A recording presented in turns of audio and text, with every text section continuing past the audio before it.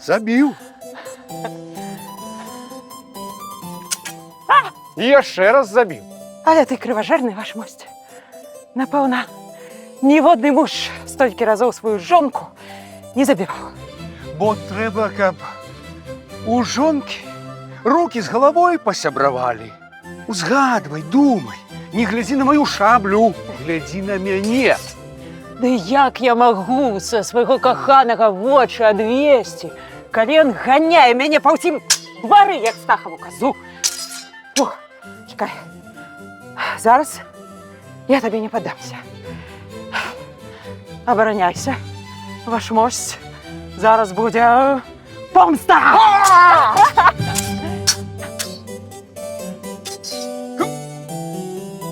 А ось гэта было добра. Ну, яшчэ раз. Неверагодна.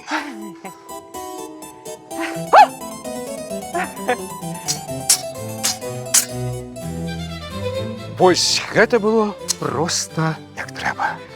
Ну што, хопіць на сёння? А так? Бо ты так ускрыквала, што, пэўна, усе суседзі перапалашыліся. Падумалі, пэўна, што мы тут нечым непатрэбным у пост займаемся. Мы і так нечым непатрэбным у пост займаемся. Галоўнае, каб пробач не даведаўся. Інакш забароніць. Ну што, трэба больш духоўнымі рэчамі заняцца. Малітвай, пастом. І столом святочным. О, ты, гаргантюа! Я такую куцю прыгатую. Ты проста нават мяса пасля яе есці не захочаш.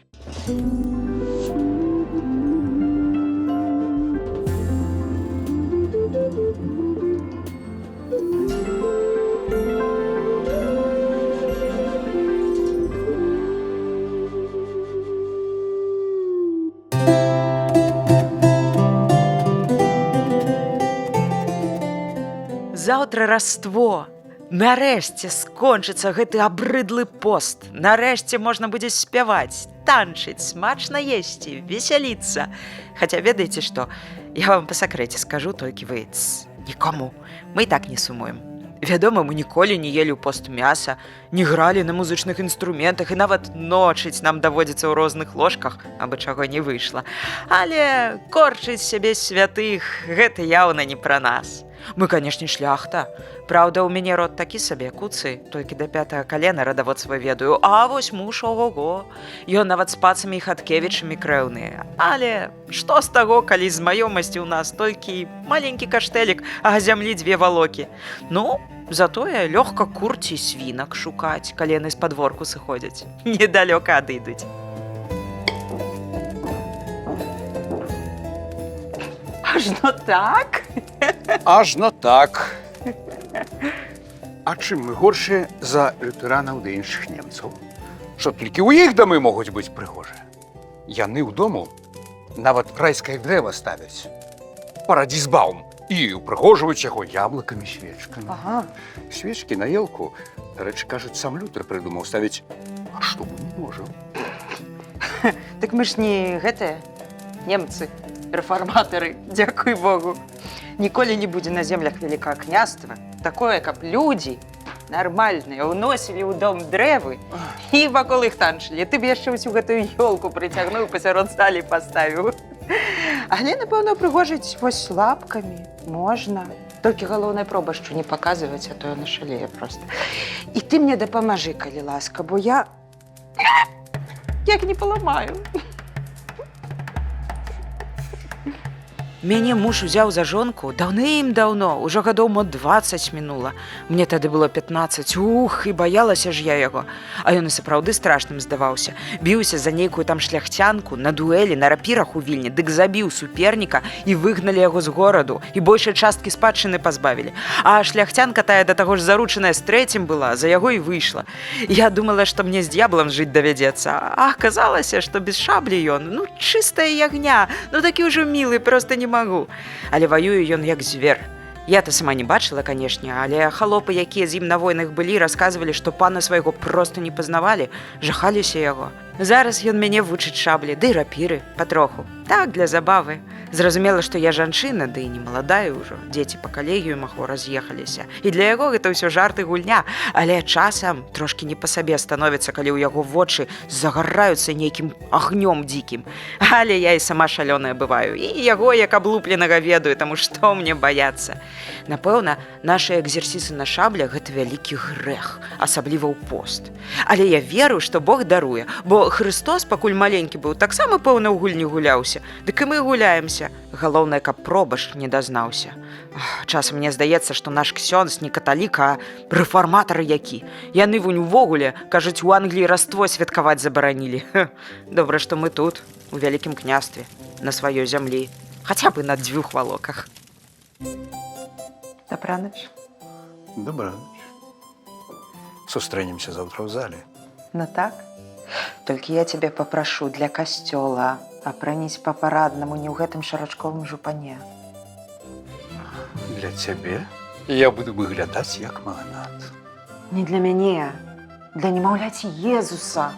А то ён падумае, што ты валацуга, а не пажонны шляхціч. Добра, моя пані. Для цябе і для Езуса.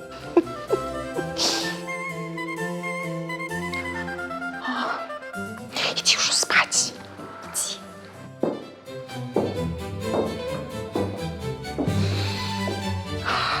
Заўтра скончыцца пост. Ой, халадно мне зараз будзе.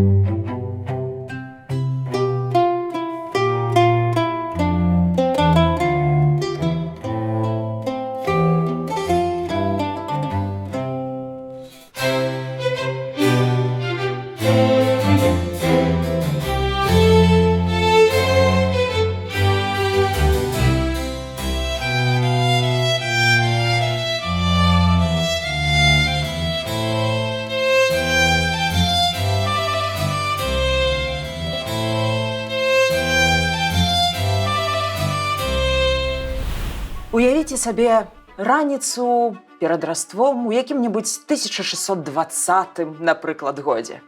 Жанчына, шляхцянка падымаецца з ложка, і яе ранак пачынаецца ані з кавы, ані, не ведаю, з чытання навінаў. Не, яна спачатку, канешне, прамаўляе малітву, а потым пачынае апранацца. І строй шляхцянкі – гэта паказчык яе статусу, яе веры, яе перакананняў і ўвогуле таго, кім яна з'яўляецца ў грамадстве. І, зразумела, любы строй, незалежна ад таго, шляхцянка ты, сялянка, у 17 стагоддзі пачынаецца з кашулі. Моя кашуля зробленая з лёну, яна доўгая, да самых пятак, з дэкаратыўнымі прошвамі, з карункамі, вязанымі ўручную іглой, таму што шыдэлка тады не ведалі, вязалі карункі толькі іголачкай, а яшчэ на маёй кашулі ёсць вельмі модны аксесуар. Гэта чорная завязка. Я не ведаю чаму, але менавіта ў пачатку 17 стагоддзя з'явіліся чорныя завязкі, стужкі, як такі неад'емны прадмет моды. На кашулю заўсёды апранаецца вось такая канструкцыя. Я яго называю дупны валік, я выбачаюся. Але, насамрэч, у яе няма навуковай назвы. Гэта такі валік, такі кругляш, які робіць фігуру жанчыны больш фігурыстай, даруйце мне гэтую тавталогію. Ён павязваецца на талію. На валік зверху апранаецца ніжняя спадніца. Прычым часцей за ўсё ніжняя спадніца была чырвонага колеру. Чаму чырвонага? Таму што тады лічылася, што чырвоны колер абараняе ад хваробаў і яшчэ ён цёплы. Неважна, што гэта лён, бавоўна, воўна, калі чырвоны, значыць будзе цяплей, чым любы іншы колер. Вось такі цікавы быў забабон. А яшчэ спадніца беспамерная. У яе завязкі для таго, каб завязаць спераду, і завязкі, каб завязаць ззаду. І такім чынам яна рэгулюецца па фігуры. Усё вельмі зручна, я лічу, што можна ўзяць на ўзбраенне і ў сучаснай модзе таксама. І ўжо на ніжнюю спадніцу мы можам апрануць альбо гарсет, ужо з'явіліся тады асобныя гарсеты, альбо сукню, у якую ушытыя гарсетныя фішбіны. Мая сукня чорная, з белай падшэўкай. Вось тут вы можете бачыць фішбіны, якія трымаюць фігуру. На той момант, у 20-30 гады 17 стагоддзя, было не модна мець вялікі бюст. І сукні шыліся такім чынам, каб зрабіць фігуру жанчыны максімальна набліжаную да перагорнутага трохкутніка, каб все было максімальна пляската. Колер маёй сукні чорны. Гэтая мода распаўсюдзілася з уплывам пратэстантызму. Чорны лічыўся колерам сціпласці, але адначасова з гэтым ён быў вельмі багатым, таму што чорныя фарбавальнікі, такія стойкія, каштавалі дорага. І таму сяляне, напрыклад, у чорных сукнях ці ў чорных світах у 17 стагоддзі не хадзілі. Гэта колер шляхты. А яшчэ на сукні ёсць прышыўныя манкеты. Мае манкеты зробленыя з тканіны, якая з'яўляецца сумессю шоўка і бавоўны, вельмі тонкая, і яна дадаткова накрухмаленая, каб манкеты трымалі форму. Ніводная жанчына не выходзіла на вуліцу без галаўнога ўбора. У маім выпадку гэта каптурыкі, можа быць беленькі, тоненькі, можа быць чорненькі на падкладачцы, і яны у мяне мацуюцца на вось такую жалезную канструкцыю, якая апранаецца проста на галаву. Яна называлася All-Riser, прыйшла да нас са Скандынавіі. Я ледзьве не забылася на абутак. Гэта пантофлі. Прашу звярнуць увагу на тое, што яны падкаваныя, таму я цокаю, калі хаджу. І, дарэчы, абцасы – гэта такое ноу-хау для 17 стагоддзя. І з'явіліся яны першапачаткова ў мужчынскім абутку, таму што так было зручна ездзіць у седле, трымацца за стрэмя абцасам. І ўжо потым толькі абцасы прыйшлі ў абутак жаночы. І завяршае ўсё. Ну, канешне, яшчэ ёсць аксесуары, у першую чаргу перлы. Это было вельмі модна мець перловыя каралі, перловыя завушніцы. Вось у мяне ёсць тут шмат перлаў натуральных. Гэта ўсё маё багацце. Таксама можна аздобіць сябе залатой сеткай на галаву, так пахадзіць дома, без каптура. Можна дадаць пярсцёнак, можна дадаць нават пер'і, чаплі у фрызуру. Будзе вельмі прыгожа. І, канешне, калі мы выходзім на вуліцу, ці нават калі проста ходзім доўга па доме і няма ацяплення, нам патрэбнае футра. О, маё футра важыць 7 кілаграмаў. Яно вельмі цёплае. Яно падбітае лісіцай, я яго пашыла цалкам сама, зразумела, па выкрайках 17 стагоддзя. Спінка ў яго вельмі шырокая, закладзеная ў складкі. Рукавы таксама даўжэзныя, іх можна зашпіліць на маленькія гузікі і будзе цёпленька, а можна зрабіць вось такімі адкіднымі і паказваць, наколькі ты багатая жанчына, у цябе лісіная футра. Хаця, як напраўду, не такая ўжо я і багатая, калі меркаваць па гэтым футры. Чаму? Таму што рукавы, каўнер і там, дзе футра распахваецца так, на фігуры, яна падбітая футрам. Нават шліца ў мяне футрам падбітая. Але калі зазірнуць унутр, то футра там няма. Там проста чорная льняная падкладка. Вось прыкладны гардэроб небагатай шляхцянкі першай паловы 17 стагоддзя. Ці захацелі бы вы хадзіць такім чынам? Усе мы прыходзім у гэты свет голымі, як Адам і Ева. Але сорам і гонар прыкрываць трэба, тым больш шляхціцу. З чаго ўсё пачынаецца? Зразумела, з ніжняй белізны. Гэта внучак сярэднявечных брэ і прадзядуля сучасных сямейных майткоў. Гэтыя падштанішкі, як бачыце, скроены даволі шырока. Яны шырокія ў кроку дзеля таго, каб пан шляхціц мог спакойна сесці на коня і спакойна займацца сваімі звычайнымі шляхецкімі справамі, як то высвятленне адносінаў, двубоі і вайна. Калі мы надзелі свае падштанішкі, зразумела, мы надеваем кашулю. Такога типу кашулі насілі па ўсёй Еўропе ў 17 стагоддзі, ад чаравога шляхціца да адмірала флота. Дарэчы, гэта кашуля скроена па лекалах кашулі шведскага адмірала, які ўдзельнічаў у патопе. Мы надзелі падштанішкі, надзелі кашулю. Што далей? Далей, конечно же, сподні.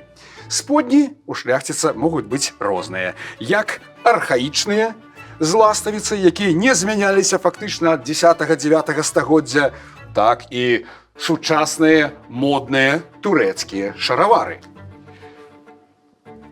якія, як бачыце, пакроеныя таксама даволі шырока. У іх таксама ёсць распорак вынаходніцтва янычараў. Далей, зразумела, трэба уцепліць нашы ногі. Мы не дзікія людзі. У нашых землях ад ранняга сярэднявечча ўжо выкарыстоўваліся шкарпэткі, толькі вязаныя не на прутках, а вязаныя іголкай.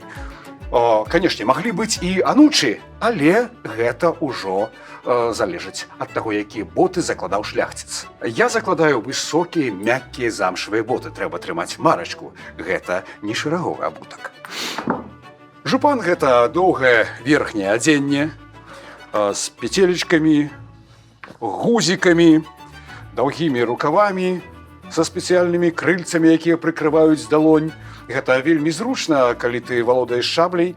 Яны ўсё ж такі трошачку бароняць цябе і ад таго, каб падрапацца ельцом ці гардай, і ад таго ўсё ж такі, каб штосьці прылятала ў далонь. Пакроены жупан амаль па-сучаснаму. Высокі акат пляча, прасторны рукаў, які звужаецца да самага канца і зашпіляецца на гузы. Гузы у 17 стагоддзі акруглыя. Яны маглі рабіцца са срэбра, з золата, з медзі ці з латуні. У мяне пад срэбра. Жупан па канце абшываецца плеценым шнурочкам. Па ўсім канце. Толькі падол можа не абшывацца. Зразумела, пецелькі. Пецелькі робяцца з таго самага шнурочка. Нашываецца кожная пецелька ўручную. Падшыўка кантрасная, прыгожая. Тут у мяне імітацыя шоўку сырцу. На жупан, зразумела, мы накладаем пояс. Тут могуць быць варыянты. Для шырачковага шляхціца можа быць звычайны ваўняны тканы пояс. Вось гэты пояс, ён у мяне тканы ўручную. Ён вельмі цёплы, вельмі зручны і вельмі утульны. Але калі мы выходзім на публіку, калі мы выходзім у людзі, мы можам закладаць шаўковы пояс на манер турэцкіх ці персідскіх. У 17 стагоддзі турэцкая і персідская моды акурат дамінуюць на нашых землях. Паверх пояса мы можам закласці звычайны скураны паясок, на якім вісіць калетка, куды мы можам пакласці нашы грошы, тытунь, люльку, яшчэ штосьці і, зразумела, маленечкі ножык, козік так званы, дзеля таго, каб можна было пакраіць сабе хлеб, сала ці пачысціць пазногці.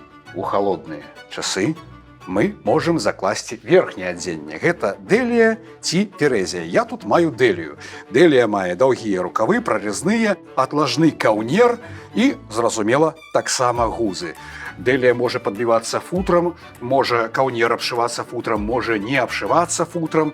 Усё залежыць ад густу і заможнасці таго, хто гэтую дэлію носіць. І, безумоўна, калпак.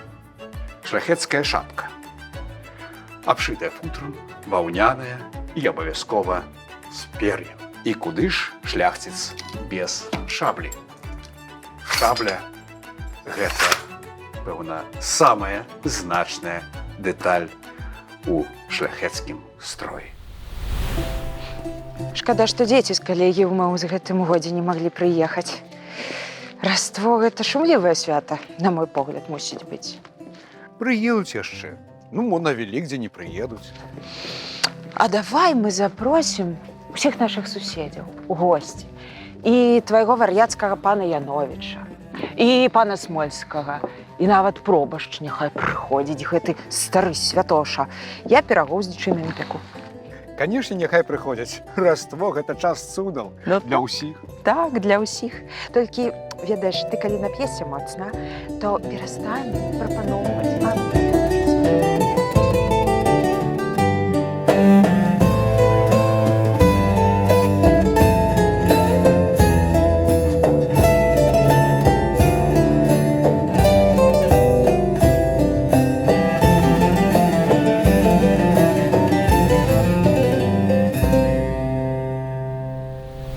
Можна?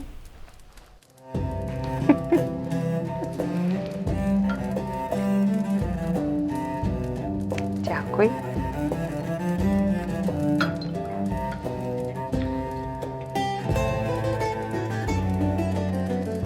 З Різдвом. З Різдвом.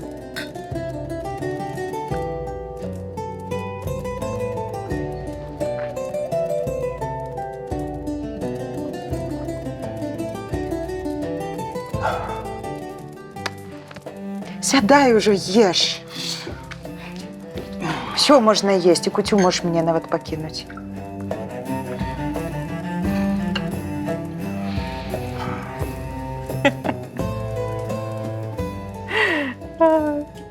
А куди ти, мо Степані, свічку несеш? Я до брамы выйду, там я її поставлю. Сьогодні ветер стих. Хай насвеціць усім падарожным мінакам. Няхай яны ведаюць, што ёсць месца, дзе смачна, дзе іх чакаюць. І ты пачакай, я хутка вярнуся. Няхай кожны, хто ў гэтую ноч самотны, знойдзе спакой і суцяшэнне. Няхай той, хто згубіў дарогу, знойдзе новы шлях. Няхай замерзлыя будуць сагрэтыя, а галодныя сытыя. Няхай вайна і мор абмінуць гэты край. Няхай любоў прыйдзе ў сэрцы і радасцю напоўніцца новы дзень. Святы Езусе, што ў яслях убогіх спачыў, увайдзі ў дом гэтай ціхаю ласкаю. Дай хлебу настала, згоды, каб не знікала, і каб усялякае зло нас мінавала. Аман.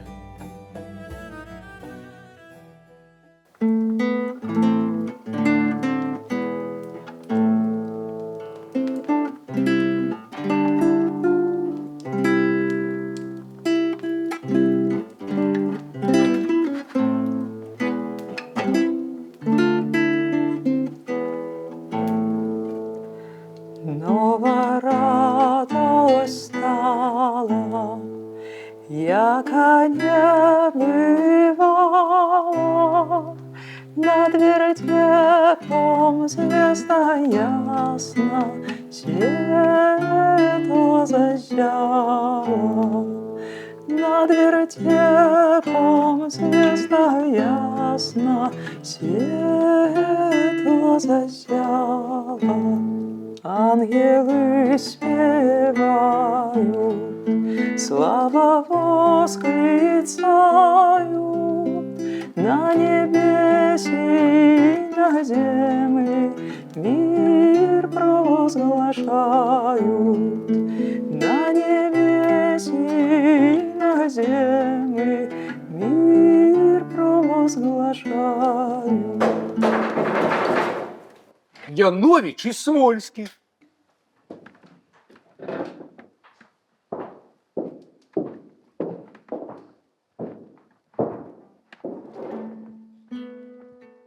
Мама! Дети. Дети приехали. Цуд. Это цуд. Рождество.